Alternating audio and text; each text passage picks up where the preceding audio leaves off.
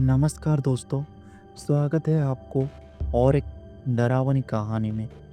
ये कहानी है एक छोटे से सरकारी स्कूल की, जहाँ एक लास्ट बेंच आज भी खाली रहती है। कहते हैं कि वहाँ कोई बैठ नहीं सकता। ये कहानी है 2019 की, जब राहुल नाम का एक लड़का पिता की नौकरी के कारण गांव से शहर आया और राहुल की एक पुरानी सरकारी स्कूल में एडमिशन हो गया। राहुल सीधा 11वीं क्लास में आया था।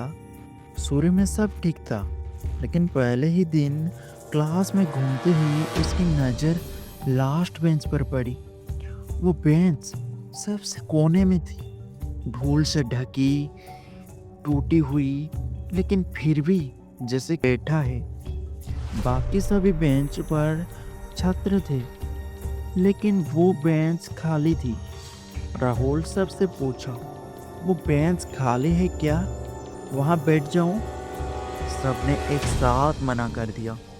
एक लड़का बोला, वहाँ मत बैठना, वो बेंच श्रेया की है।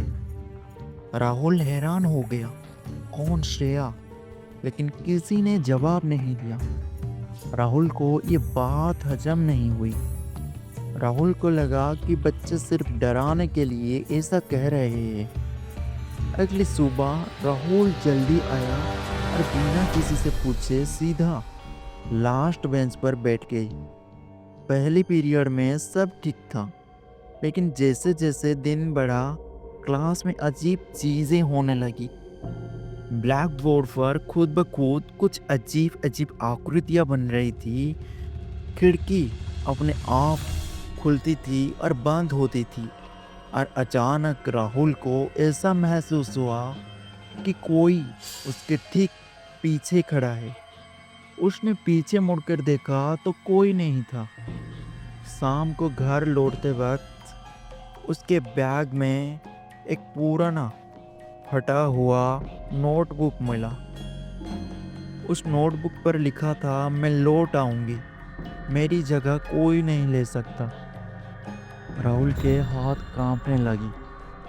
राहुल ने अगली सुबह अपने क्लास के एक लड़के अर्जुन से सच्चाई पूछ ही ली।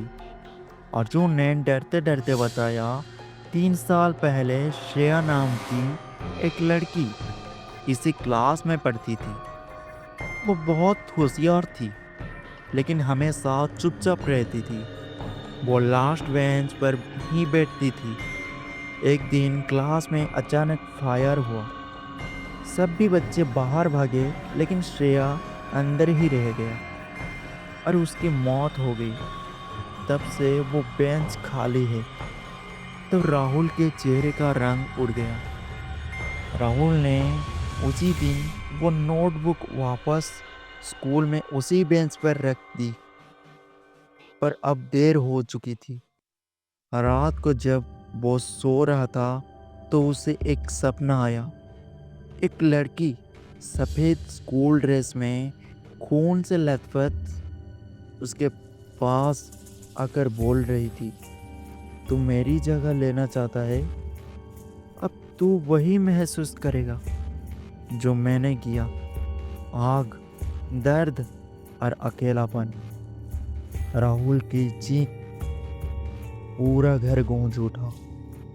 सुबह उसके कमरे में दीवार पर खून से लिखा था, लास्ट बेंच सिर्फ मेरी है। राहुल के परिवार ने राहुल की स्कूल जाना बंद कर दिया और कुछ महीने बाद उसके परिवार ने शहर भी छोड़ दिया। लेकिन स्कूल की क्लास 11वीं की वही बेंच आज भी खाली रहती है।